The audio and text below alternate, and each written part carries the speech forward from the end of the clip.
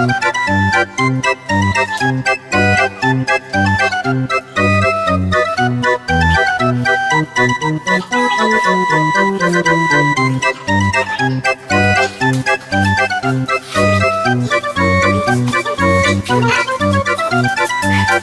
it's a lot harder than I thought.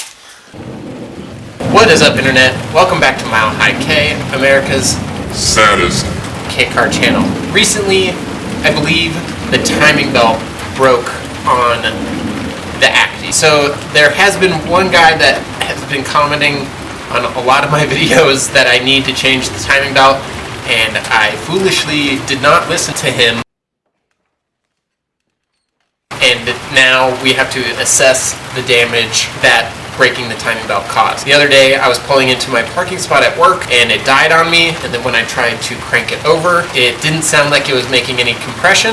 At first I thought it was just the starter, so I swapped out the starter and it's still making the same noise. The first thing that we have to do is take the timing belt off, do a compression test, and that will see if there is any interior damage, such as a bent valve. These engines, the EO7A, are interference engines, so when you break your timing belt, damage can occur. There is a chance that I'm hoping for that there is no damage. I was at idle, so there was no load. There wasn't a lot of stress on the engine, but we won't know until we dig into it and find out what the problem is. Thanks for watching, and let's get into it.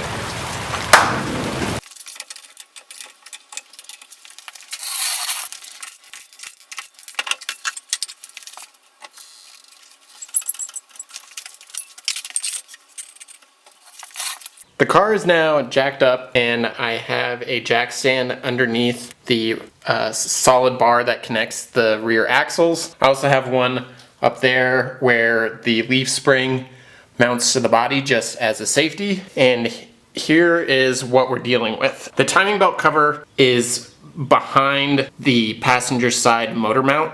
So what you have to do is that you have to take a little bit of pressure off of the mount by jacking up the engine a little bit and then removing the mount, and then you have access to the timing belt cover.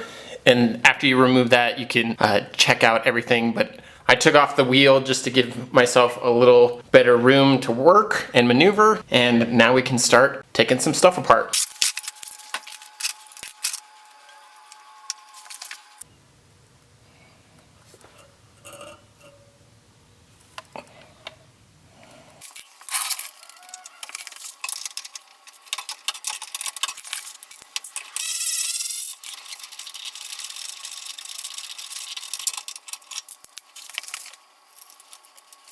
Now that the engine mount bolt is taken out, it's just this really long 17mm bolt that goes up through the engine mount into the body. So now we can actually take the entire physical mount off to give us access to the timing belt cover. It looks like it's just 3 14mm bolts. I will confirm that in a minute. Now we can take off the mount and solve this mystery of the broken timing belt.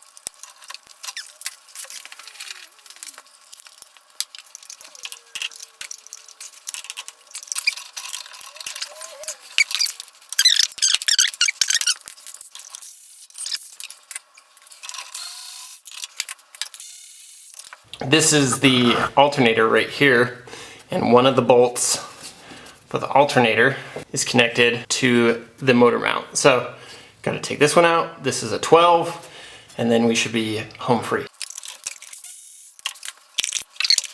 So this is a big spacer that goes in the bottom down there. So make sure you put that in, or else the motor mount will not be affixed properly. And also this 10mm bolt fell out because I took it out of here thinking that I would have access to this upper guard without taking the motor mount off while I was tinkering with it at work, but that was not the case.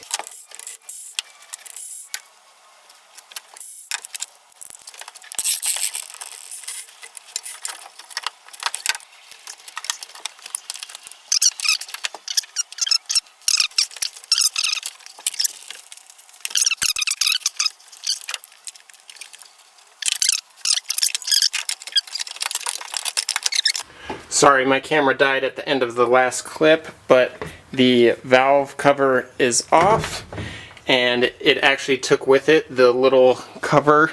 Now we can see what's going on with the timing belt. The top cover came off because like this little groove right here catches on the valve cover. Now we've exposed the timing belt, and it is not supposed to be loose like that. Yeah, something gave way. I can't tell if it's like totally broken or not, but it is, like I can just slide it off, you see? So I can just wiggle it with my fingers and I can almost slide it off just with my hands, and you're not supposed to be able to do that. So this is definitely the issue. So now we need to figure out what damage was caused. So now we know what was causing the van not to start, and it's definitely something to do with the timing belt. We won't be able to see the damage that it caused until we either do a compression test and see if any of the valves bent. If some of the valves bent, it won't allow for the cylinders to maintain or build any compression. Right now, I'm just going to take off the crank pulley and all of the timing belt cover stuff and remove the old timing belt, and then do a compression test and see if any of the cylinders are holding any pressure.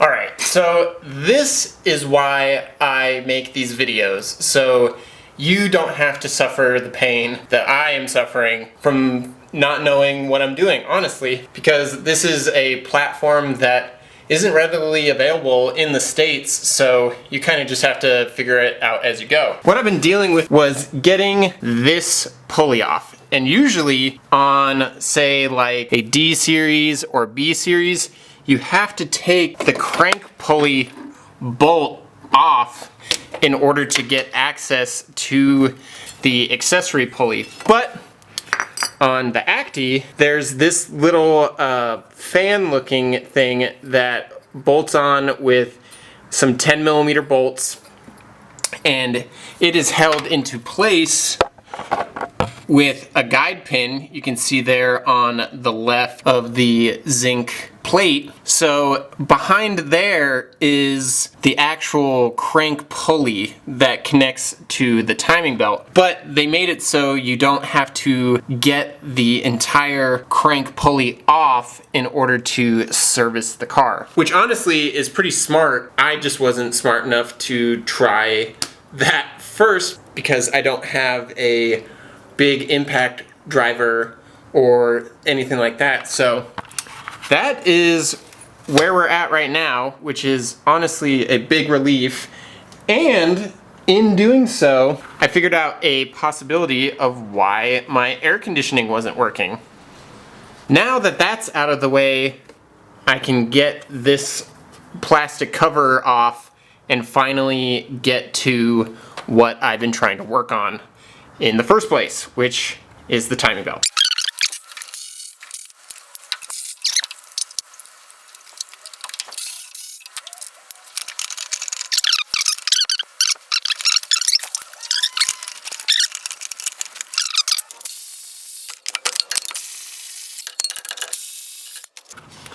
Okay, those were just 3 10mm. There's 2 longer ones and one shorter one. The one shorter one just holds like this little mount on, and now I'm gotta try to wiggle this off. So now we can see all the damage, and there are a bunch of teeth down here. So right here you can see like most of the teeth that are missing are presumably underneath here that connect with the actual crank pulley, but definitely gonna clean this out, take the belt off, then we can do a compression test and go from there. Alright, I'm taking off the tensioner pulley. It was just a 14mm bolt. The spring hooks around over here, and then over on this side, the bigger end hooks into that pin. These are pretty good. I do have replacements for my spare engine, So I might just use those on here if they're compatible. So now let's take this off. And yep, there's a bald spot on the timing belt. So that's not good. So now we just gotta do a compression test and see where we're at, see if we bent any valves.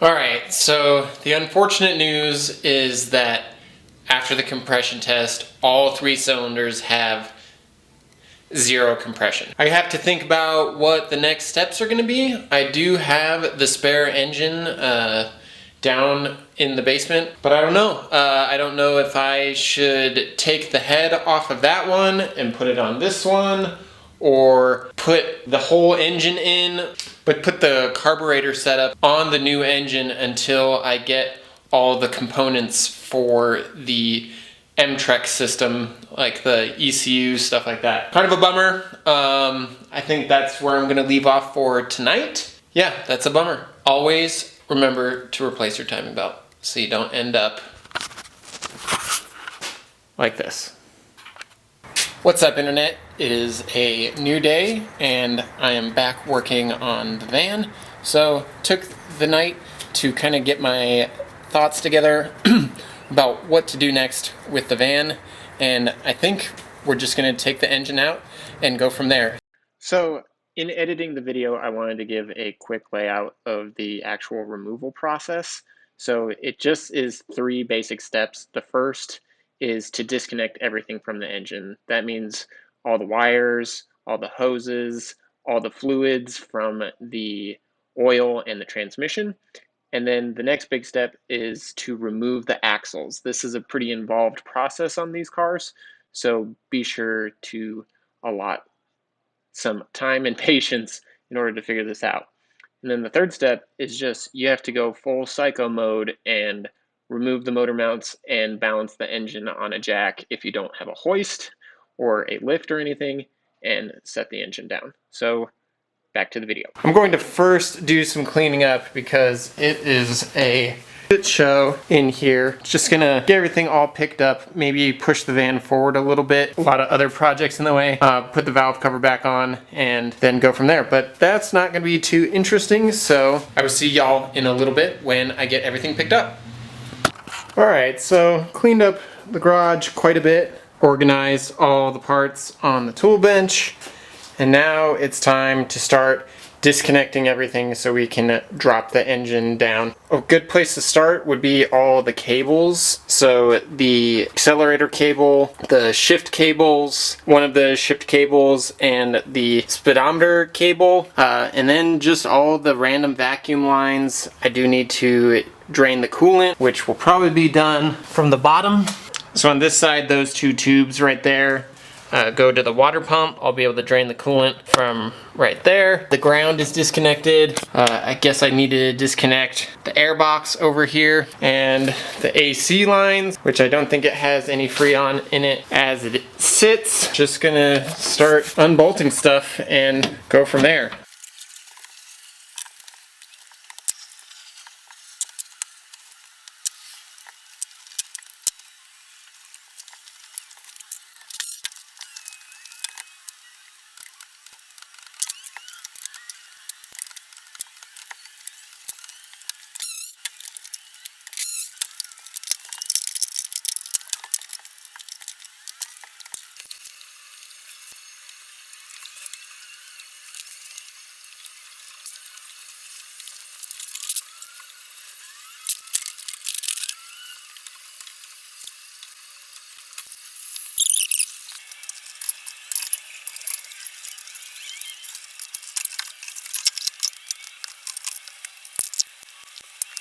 Alright, quick little update. Got the intake And the exhaust off, so that clears up a bunch of room back here. I also disconnected the AC lines, got great access to the rear motor mount and the shifter cables. I think I'm just gonna knock that out. I just wanted to touch on this real quick. This is normally like bolted up to the side like of the frame rail right here, and there's this red braided line that comes off of it, but what this is the main fuel feed for the carburetor. So a lot of the stuff, at least what I'm noticing for the fuel system, is color coded as red. So there's two red lines that go to it and they run up to the front of the car. There's a couple red lines like down there that go to the intake, which I'm assuming have to do with the fuel system. Since we are going to eventually be going EFI, I don't think we need to worry about that quite yet. I'm gonna call it for tonight and start back up whenever I can. What is up, internet? Welcome back to Milehighkei. It's been about a week since I last filmed. Just need to get my head back in the game and get a game plan of what I'm going to do to remove the engine from the van. The plan is that I'm going to jack up the car and put it on 4 jack stands. And then after that, well, before all this, I rebolted the passenger side motor mount so that the engine is firmly in the van. Then I'm going to take turns and remove the leaf spring from each side of the van so that I can pop the axles out from each side, and then from there disconnect everything, which it mostly already is, and then drop the engine down. And thanks for watching, and let's get to it.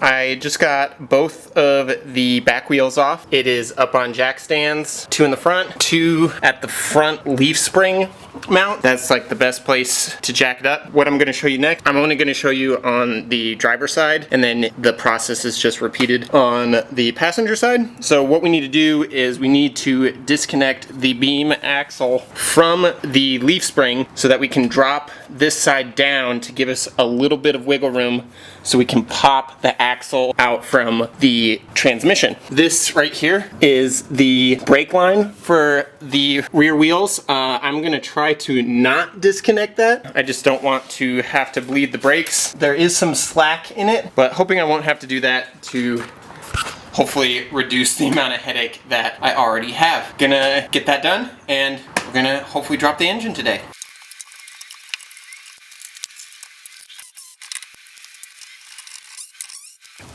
Gonna drain the transmission fluid. There's a little right there. This is the drain plug, and it just has like a 3, you can just use like a 3/8 inch extension on a socket to take that out. So I'm gonna drain the fluid out of here just so I don't make a big mess. Alright, got the transmission oil draining. This will definitely save you a mess later. So remember, you do that, get all the old oil out of there, and then put the plug back on, and then we can try and pop out the axle. Quick little off-camera update. I did loosen and remove the bolts that held on the leaf spring on the other side of the car too, so now the solid axle is just kind of floating in there on my jack so that it doesn't pull out the brake line. So my thinking here is that I'll be able to shift it side to side enough that I'll be able to pry out the axle, which just came out. So this axle's out, and now I can go to the other side and push it that way and take the axle out from the other side.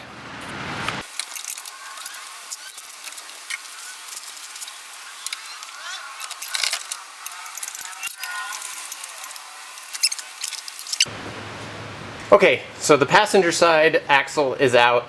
It was a little bit harder than the driver's side, so what I had to do is I had to jack up the driver's side and then pry out on this side because it was just binding up over there, and I kind of just had to send it and pull it out. So I will say that the passenger side is the more difficult side to get out. Also, the axle is longer.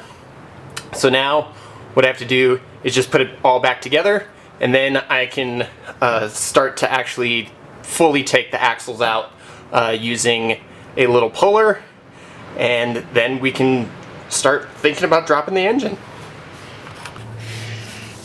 Okay, after you take out the cotter pin, you need to remove the axle nut. So the axle nut is a 36 mil nut, and I'm going to use my handle from my jack to hopefully get enough leverage to make this thing pop.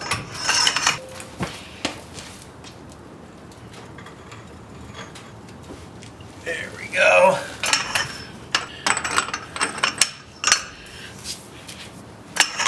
There we go. Alright, and there is like a little collet thing in here that wedges into there. Now we can take the axle out. Alright, so instead of bashing on the axle with a hammer hoping that it will come out, which will definitely ruin the end of the axle, I just put 2 nuts onto studs here, and we're going to use a puller, and we're going to hook this.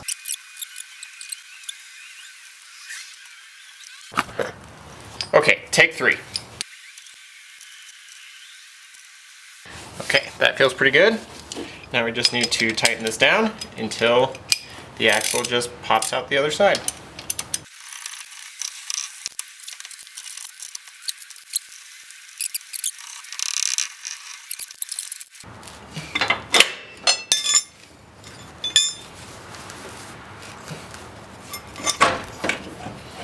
There we go. It was just pretty seized on there. Don't know if this has ever been taken off, so this will give me a chance to fix the boot on this side. I might just rebuild both of the axles because this is leaking a lot of grease. Just got to repeat this process on the other side, and then we'll have both of the axles out. Alright, I'm working on the passenger side, and I must have gotten lucky on the driver's side, because when you use the puller on the studs of the drum, there's a possibility that the drum will come off and the axle will stay in there.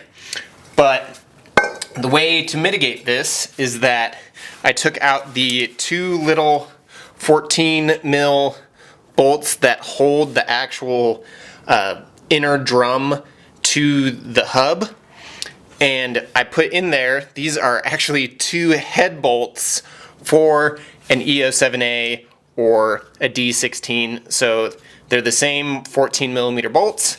So I put them in a little bit just so I can get some purchase with the puller. So now we're gonna try and pull these out using the head bolts. 20 minutes later. I didn't really explain this, but this is just a piece of, it's just like C channel, just to prevent these 2 bolts from pinching in on itself. I did have just a piece of flat stock in there, but it was bending it. So this is design number 2 of this homemade tool, but it is working really well to push this axle through.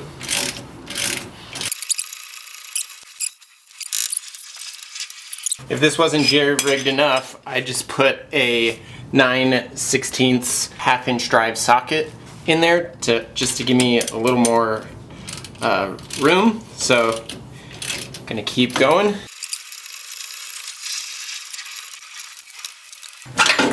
All right, there it is. All right, and that's how you remove the axles out of a Honda Acty. Alright, now everything is disconnected from the engine, from the chassis, so now we can remove each of the 3 motor mounts. There's one on each side and then one on the back on the transmission. They're each held in with 17 millimeter bolts, so just gotta get those out and then we can lower down the engine. So probably gonna take me a little bit. I'm just gonna balance it on my big jack here, see if I can't get it to drop down in some sort of controlled manner.